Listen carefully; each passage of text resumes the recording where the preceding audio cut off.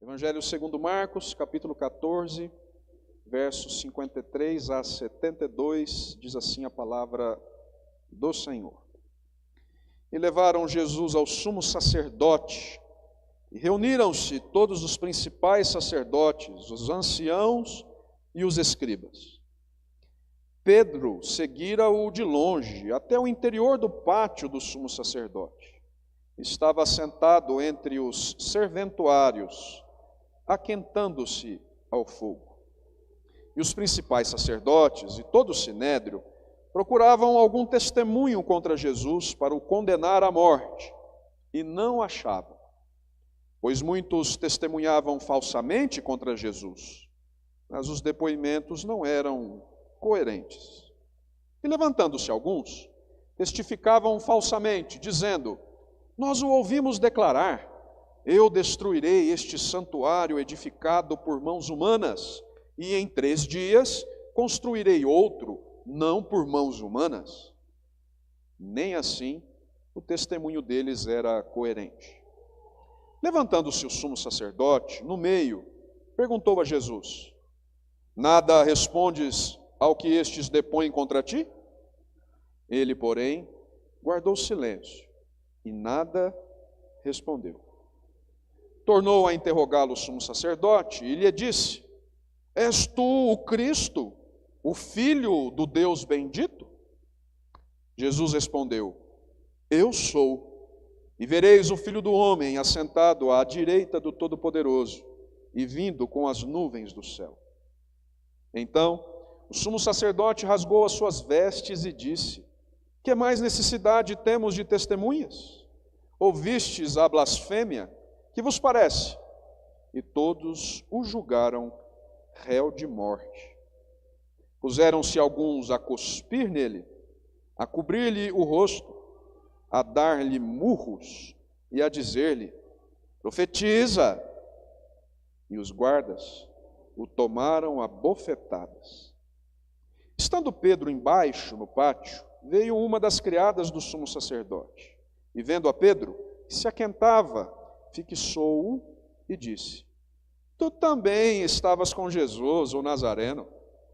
Mas ele o negou, dizendo: não o conheço, nem compreendo o que dizes. E saiu para o alpendre, e o galo cantou. E a criada, vendo-o, tornou a dizer aos circunstantes: este é um deles. Mas ele outra vez o negou. E pouco depois, os que ali estavam disseram a Pedro: verdadeiramente és um deles, porque também tu és galileu. Ele, porém, começou a praguejar e a jurar: não conheço esse homem de quem falais. E logo cantou o galo pela 2ª vez. Então Pedro se lembrou da palavra que Jesus lhe dissera: antes que 2 vezes cante o galo, tu me negarás 3 vezes. E caindo em si, desatou a chorar. Até aqui. Vamos orar mais uma vez, irmãos? Santíssimo Deus, nós acabamos de ler a Tua palavra, inspirada pelo Teu Santo Espírito. A nossa oração nesta hora, Senhor, é que este mesmo Espírito que a inspirou traga iluminação para que nós a entendamos. Fala conosco nesta noite, Senhor, é o que nós te pedimos em nome de Jesus. Sê propício a nós. Alimenta-nos. Oramos assim para a Tua honra e para a Tua glória, em nome de nosso Salvador. Amém. Irmãos, como nós costumamos reagir quando as nossas crenças e as nossas convicções são colocadas à prova?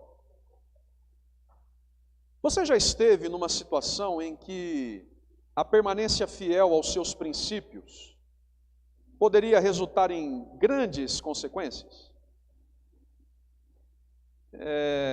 Imagine um pouquinho comigo. Você se encontra num momento crítico da vida, em que deve decidir entre seguir o que sabe ser certo, mesmo que isso signifique enfrentar dor e grande adversidade, ou cede às pressões para evitar problemas e conflitos. O que você faria? Qual alternativa você escolheria? Você se manteria firme com a verdade Ou abriria a mão dela para garantir a sua segurança, ou talvez a aceitação dos outros? Sabem, irmãos, esse dilema não é algo tão distante de nós como pode parecer. Porque eu poderia reformular essas perguntas sendo um pouco mais direto, um pouco mais prático, um pouco mais específico. No teu trabalho, por exemplo, se de algum modo a tua fidelidade a Deus fosse colocada à prova, talvez a ponto de lhe custar a permanência ali, de que modo você reagiria?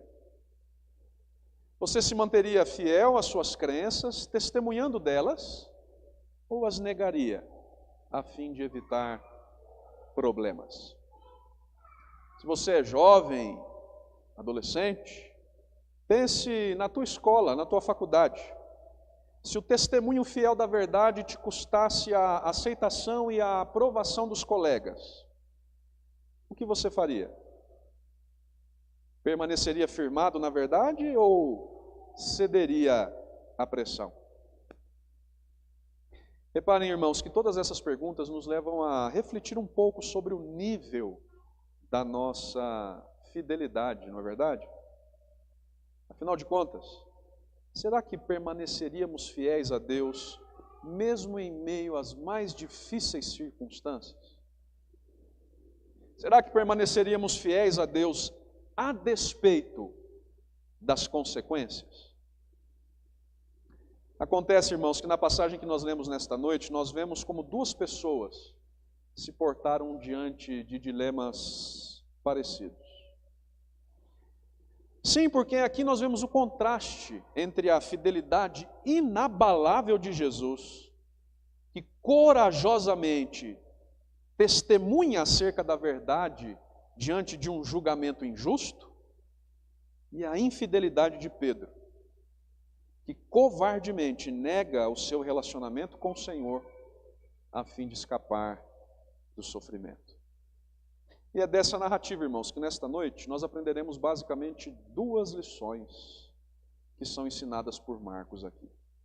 Duas verdades, a começar pela seguinte delas. Primeira lição desta noite, ensinada pelo texto: as circunstâncias não podem comprometer o nosso testemunho. As circunstâncias não podem comprometer o nosso testemunho. Essa é a lição, irmãos, que Marcos ensina nos versos 53 a 65. E nós veremos como isso acontece aqui a partir da exposição deste trecho. Bem, de início, vamos nos lembrar do que está acontecendo aqui. Depois da traição de um de seus discípulos, Jesus foi preso, estão lembrados, por uma turba de homens com espadas e porretes. Com isso, como ele mesmo havia garantido, predito, todos os seus discípulos o abandonam, as ovelhas se dispersam, sua morte está cada vez mais próxima. Pois bem, e é aqui nos fatos narrados nesta nossa passagem de hoje, que se dá, irmãos, o fraudulento processo que o encaminha à condenação capital. Reparem o que Marcos diz no verso de número 53. Marcos nos conta, volte os olhos para o verso 53, que levam Jesus ao sumo sacerdote, e ali reúnem-se todos os principais sacerdotes, os anciãos e os escribas. Marcos está nos contando, irmãos, que a mais alta corte religiosa do judaísmo, o chamado Sinédrio, se reúne aqui. Talvez não todos os 70 homens que formavam o Sinédrio, mas boa parte deles. Se reúnem para julgar Jesus. Marcos não conta, mas Mateus e João dizem que Jesus é levado à casa do sumo sacerdote, que era, nessa época, Caifás. No verso 54, notem que desde já, Marcos nos apresenta Pedro. Diz que Pedro seguiu Jesus de longe e foi até a casa de Caifás. Foi até o interior do pátio do sumo sacerdote e se assentou entre os que ali estavam servindo, entre os empregados, aqueles que trabalhavam ali, aquentando-se, final do verso 54, no fogo. Segundo os estudiosos, irmãos, já estamos falando aqui de cerca de 2 ou 3 horas da manhã. Frio. Jesus está sendo julgado na calada da noite. Nós já veremos que de modo totalmente injusto. E Pedro, como quem quer se disfarçar, mantém distância. Consegue entrar no palácio e, achando que não seria identificado, se mistura aos que ali estavam. E enquanto ele está ali, irmãos, no pátio, que se passam os eventos que Marcos começa a narrar a partir do verso 55. Diz Marcos no verso 55, vejam comigo, ali na casa de Caifás, no palácio do sumo sacerdote, enquanto Pedro estava no pátio, os principais sacerdotes e todo o sinédrio procuravam algum testemunho contra Jesus para o condenar à morte, e não achavam. No andar de cima do palácio do sumo sacerdote Caifás, irmãos, Jesus é submetido a um julgamento escuso. Sim, porque vejam, não havia nada a dizer sobre o Senhor. Marcos nos diz que as pessoas procuravam algum testemunho contra Jesus, mas não encontravam. Não havia nada para o condenar. Mas como o veredito já havia sido decidido antes do julgamento, eles precisavam achar alguma coisa, inventar alguma coisa, torcer os fatos, e é o que de fato nós vemos na narrativa. Vejam que no verso de número 56, Marcos diz que muitos testemunhavam falsamente contra Jesus. Ou seja, o sinédrio já havia arquitetado falsas testemunhas, já havia preparado falsas testemunhas para torcer os fatos. Mas ainda assim, os depoimentos, diz Marcos, não eram coerentes. Daquelas muitas falsas testemunhas, irmãos, e é interessante como essa e outras palavras parecidas aparecem aqui no texto, né? Testemunhas, testemunhavam, testemunho e assim por diante. Alguns acusam o Senhor, vejam os versos 57 e 58, falsamente de atentar contra o templo. Diz Marcos no verso 57, levantando-se alguns, testificavam falsamente, dizendo, nós o ouvimos declarar, eu destruirei este santuário edificado por mãos humanas, e em 3 dias construirei outro, não por mãos humanas. Falsamente, irmãos, testemunhas preparadas pelo sinédrio, já decidido a condenar o Senhor, o acusam de atentar contra o local sagrado de adoração. E não que Jesus tenha dito algo assim, não que Jesus tinha feito exatamente isso aqui que eles estão alegando. Na verdade, Jesus disse algo parecido. Destruam esse templo, disse Jesus, e eu o reconstruirei em 3 dias. Mas ele não estava falando do templo de Jerusalém. As suas palavras estavam sendo distorcidas aqui. Ele estava, nesse caso, fazendo referência ao seu próprio corpo, que ia experimentar da morte, mas que ressurgiria da morte depois de 3 dias. As pessoas, vejam, estão distorcendo as suas palavras aqui, para de algum modo levá-lo à morte. Acusações falsas. Testemunhos falsos. Mas como conclui Marcos no verso 59, nem assim o testemunho dessas pessoas era coerente. Até que, irmãos, o sumo sacerdote entra em cena.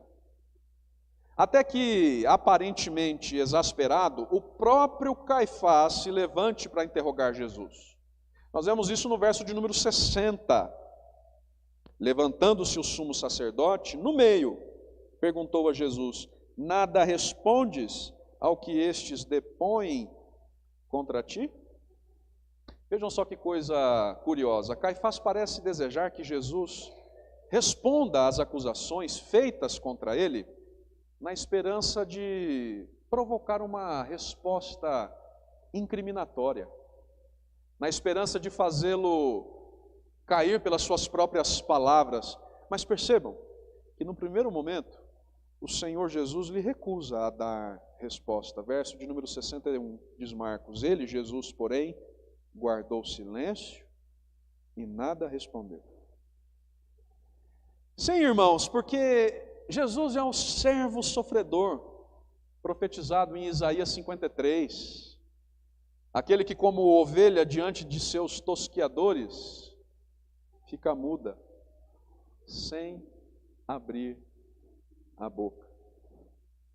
Na verdade, Jesus só quebrará o silêncio em apenas um ponto, e é quando o sumo sacerdote, pressionando o nosso Senhor com toda a sua autoridade religiosa, pergunta, verso 61, tornou a interrogá-lo o sumo sacerdote e lhe disse: és tu o Cristo, o Filho do Deus bendito? Nós sabemos que essa resposta é positiva, não sabemos? Nós que temos acompanhado este evangelho desde o início, sabemos que Jesus sim é o Filho de Deus, o Cristo. É claro que é. E é o que ele responde ao sumo sacerdote, conforme lemos no verso 62. Notem, eu sou, respondeu Jesus. Como isso é forte, não é, irmãos? Mais do que o Filho de Deus, ele é o próprio Deus encarnado. Vejam, ele é o eu sou que se apresentou a Moisés lá na sarça, centenas de anos antes. Ele é o Filho de Deus, o eu sou encarnado. É também, como continua a se apresentar aqui, o Filho do homem. Aquele profetizado por Daniel, cujo reinado jamais terá fim. É aquele que está prestes a se sentar à destra, à direita do Pai Todo-Poderoso, de onde virá outra vez, ele garante, entre as nuvens do céu. Prestem atenção. Em meio a toda ameaça e perigo, Jesus não nega a sua identidade. Sabem qual é o contraste interessante aqui, desde já?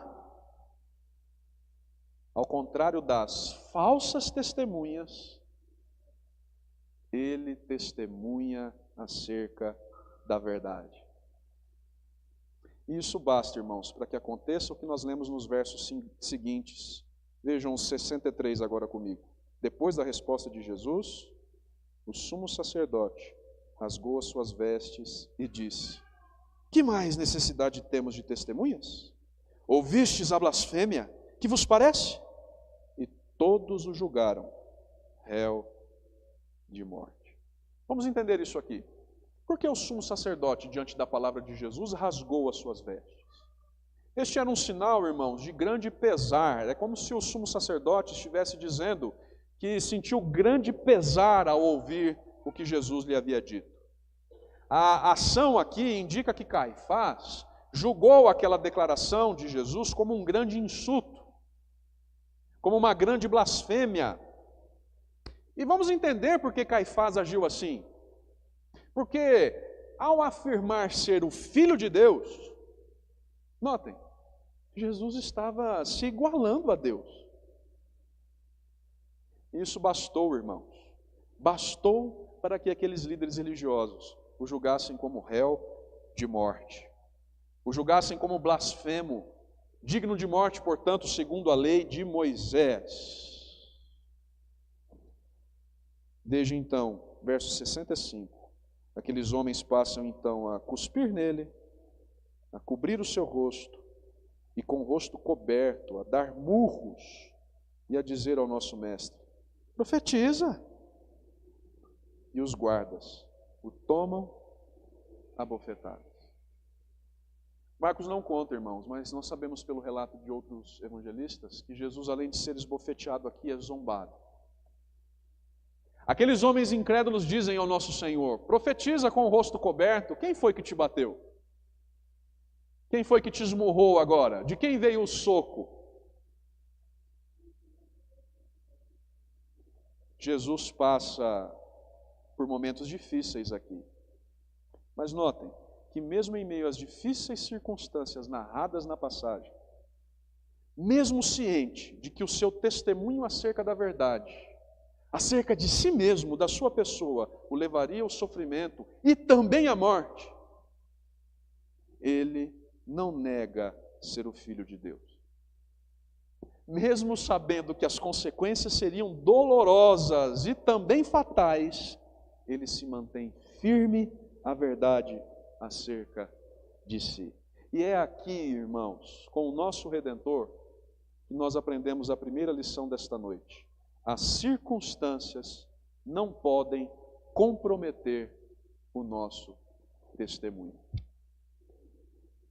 As circunstâncias não podem comprometer o nosso testemunho. Porque vejam, irmãos, o que nós vemos aqui serve de modelo para nós, que estamos seguindo o nosso Mestre, carregando a nossa cruz após Ele.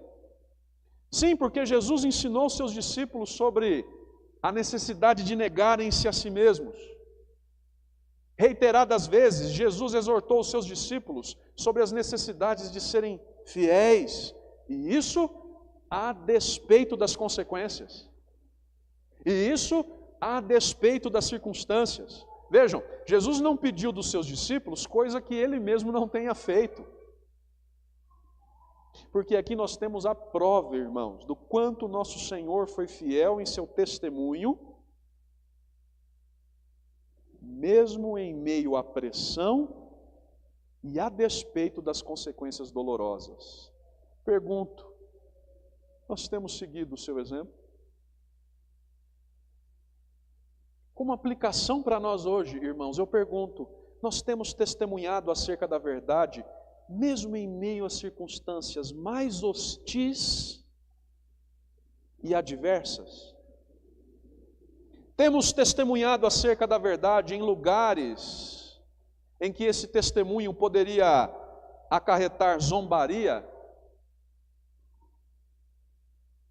Poderia trazer para nós sofrimento? Temos sido fiéis à verdade sobre Jesus, mesmo em situações em que essa fidelidade pode custar o nosso bem-estar, a nossa segurança. Vejam, as circunstâncias não podem comprometer o nosso testemunho da verdade. Nós precisamos ser fiéis testemunhas, irmãos, a despeito dos custos, a despeito das condições, a despeito das consequências. É isso que Jesus nos ensina aqui, porque foi o que Ele fez. Negou a si mesmo para a nossa redenção. Então, irmãos, que nós levamos conosco essa primeira verdade, que nós sejamos fiéis testemunhas, como for o nosso Senhor Jesus, chamado pela Escritura de a fiel testemunha, independentemente da situação, independentemente das consequências. Mas há uma segunda lição a aprender aqui. Sim, a primeira, as circunstâncias não podem comprometer o nosso testemunho. Mas e a segunda? Agora, a segunda nós aprendemos nos versos 66 a 72. E é a seguinte, atenção, quando tememos sofrer por Jesus, nosso testemunho dá lugar à negação. Quando tememos sofrer por Jesus, nosso testemunho dá lugar à negação. Reparem, são os versos 66 a 72, por fim, que nos mostrarão isso. E é para eles que nós vamos olhar agora. O que é que Marcos diz no verso 66? Agora a atenção retorna para Pedro.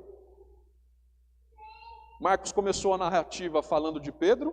Estão lembrados? Aqui nós temos um belo exemplo daquela narrativa marcana do sanduíche. Ele começa com um assunto, interrompe com outro e volta a tratar daquele mesmo assunto depois.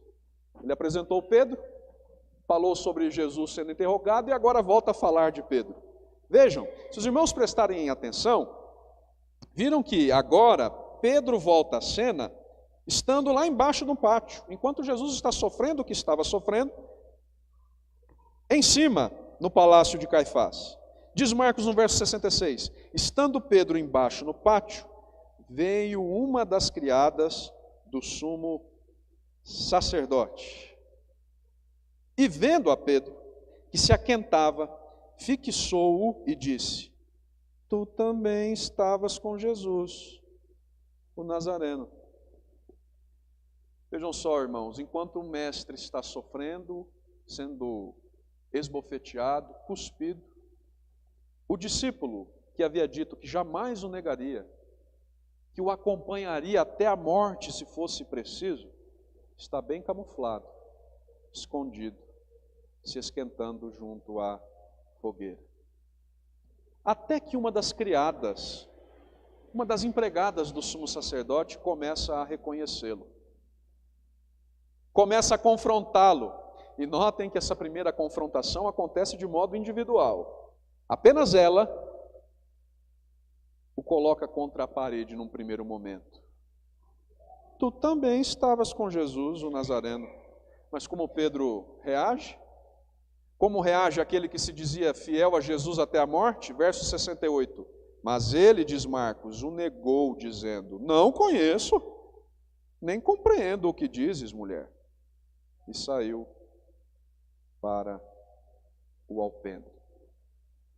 Reparem, irmãos, temendo sofrer de algum modo, caso fosse descoberto, diz Marcos que Pedro sai ali da fogueira, naquela madrugada fria, e vai para o alpendre, ou seja, para a entrada do palácio, da casa de Caifás. Ele nega Jesus pela primeira vez e agora se distancia ainda mais do Senhor. Talvez Pedro julgue que isso resolveria o problema, mas não.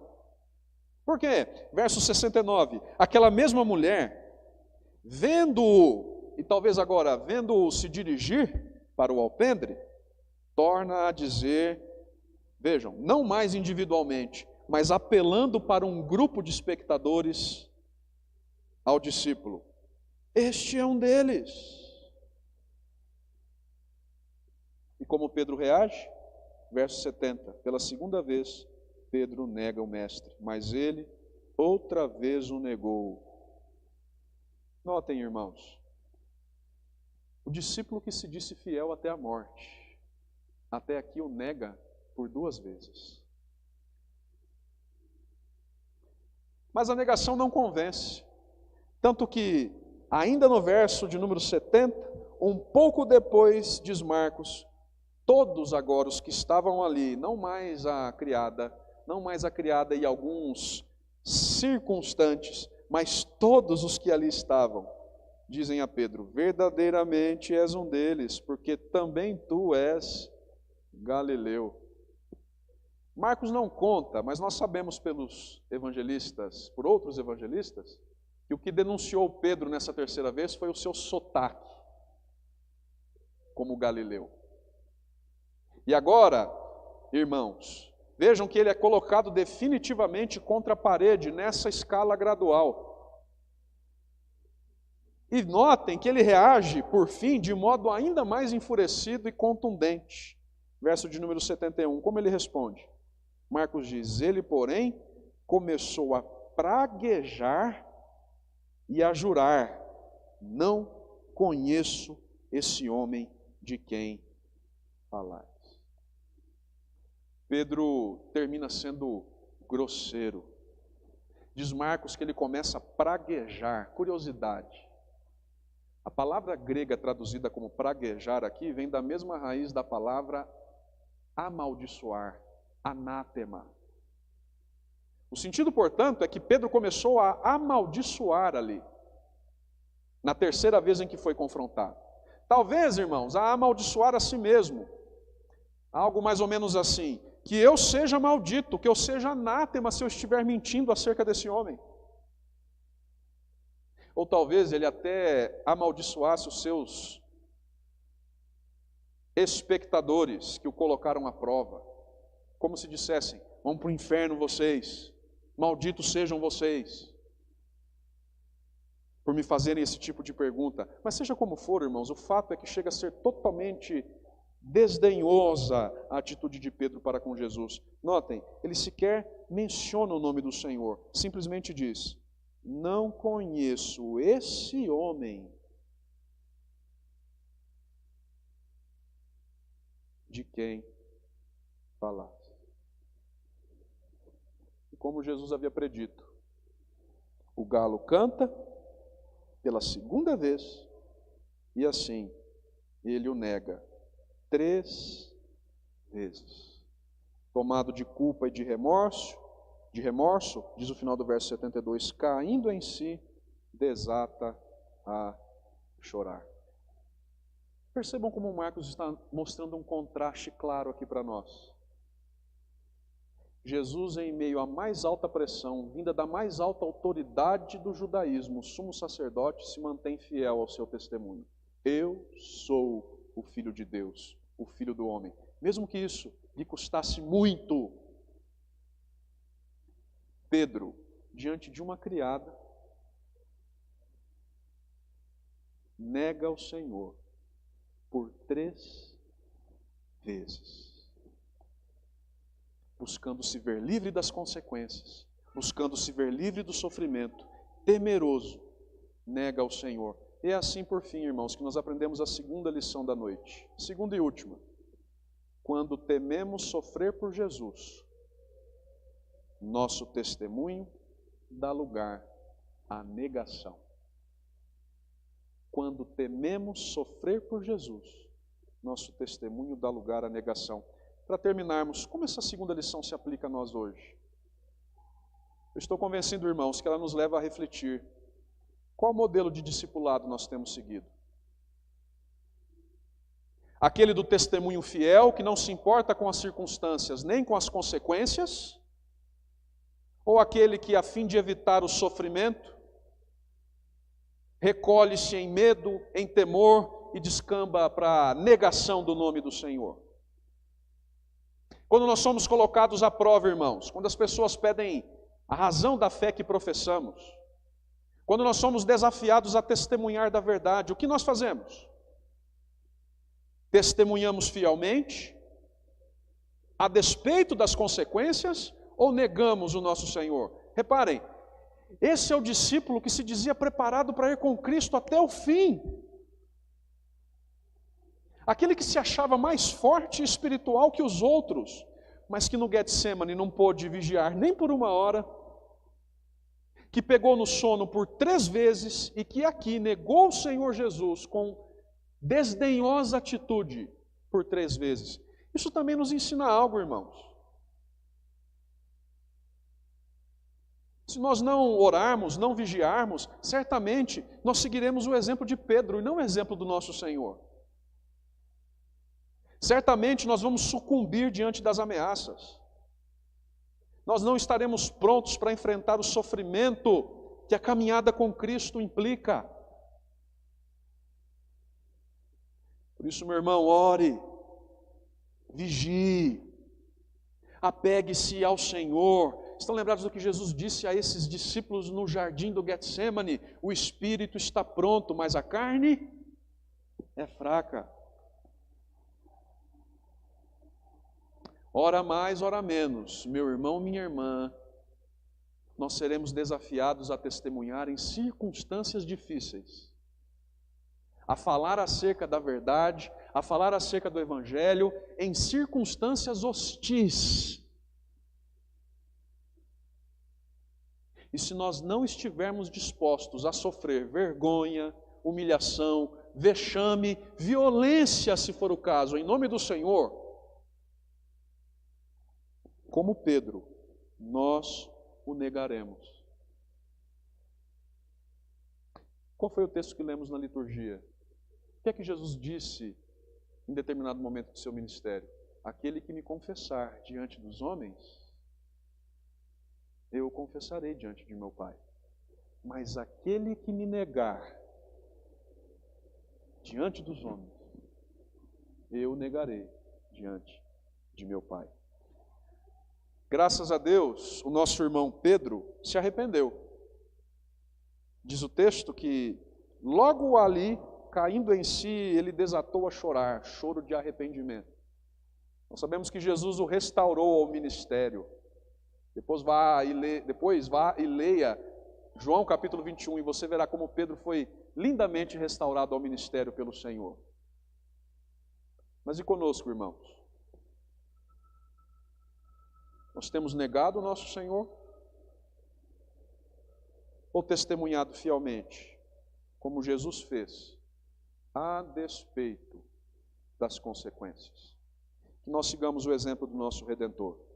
Que nós sejamos fiéis testemunhas do Evangelho, a despeito das circunstâncias, a despeito das consequências, em nome dele mesmo, o nosso Salvador Jesus.